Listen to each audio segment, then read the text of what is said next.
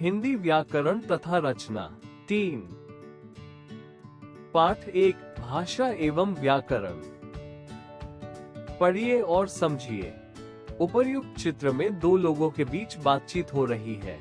दोनों लोग अपने मन के भावों तथा विचारों को प्रकट करने के लिए जिस साधन का प्रयोग कर रहे हैं वही भाषा है।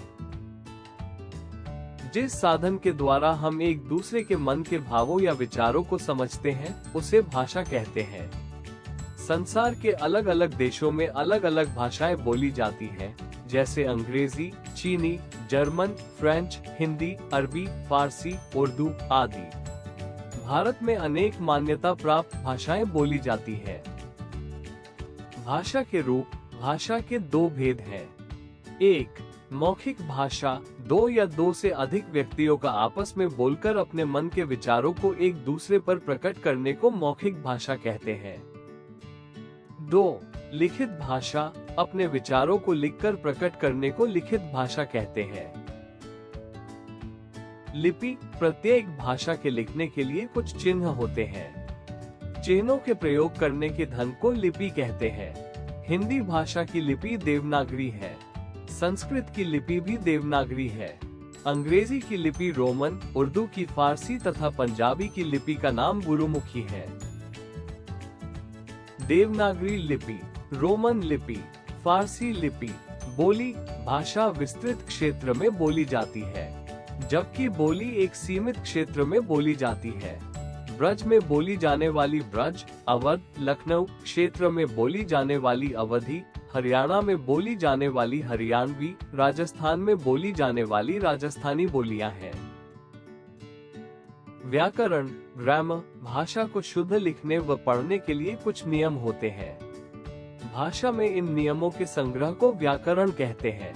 व्याकरण वर्णों, शब्दों तथा वाक्यों के द्वारा भाषा को शुद्ध लिखना व पढ़ना बताता है। नीचे लिखे वाक्यों को पढ़िए। क मीना पुस्तक पढ़ता है। ख सुरेश खाना खाती है। ग हम घर जाता है। ऊपर दिए गए वाक्य अशुद्ध है, पर क्यों? व्याकरण में जो लिंग, वचन और कारक संज्ञा अर्थात कर्ता का है वही क्रिया का भी होना चाहिए। इन वाक्यों में मीना, सुरेश और हम के लिंग, वचन, कारक के अनुसार ही क्रिया का रूप होना चाहिए। अतः व्याकरण के अनुसार अशुद्ध वाक्यों का शुद्ध रूप निम्न प्रकार होगा। क मीना पुस्तक पढ़ती है। ख सुरेश खाना खाता है। ग हम घर जाते हैं। व्याकरण भाषा को शुद्ध लिखना, पढ़ना तथा बोलना सिखाता है। व्याकरण के अंग। व्याकरण को मुख्य रूप से निम्नलिखित 3 भागों में बांट सकते हैं। 1 वर्ण विचार। व्याकरण के जिस भाग में वर्णों के उच्चारण, भेद, शुद्धता आदि पर विचार किया जाए उसे वर्ण विचार कहते हैं। इसमें वर्णों के लिखने, पढ़ने तथा बोलने आदि का अध्ययन किया जाता है। 2 शब्द विचार। व्याकरण के जिस भाग में शब्दों की रचना, भेद तथा शुद्धता पर विचार किया जाए उसे शब्द विचार कहते हैं।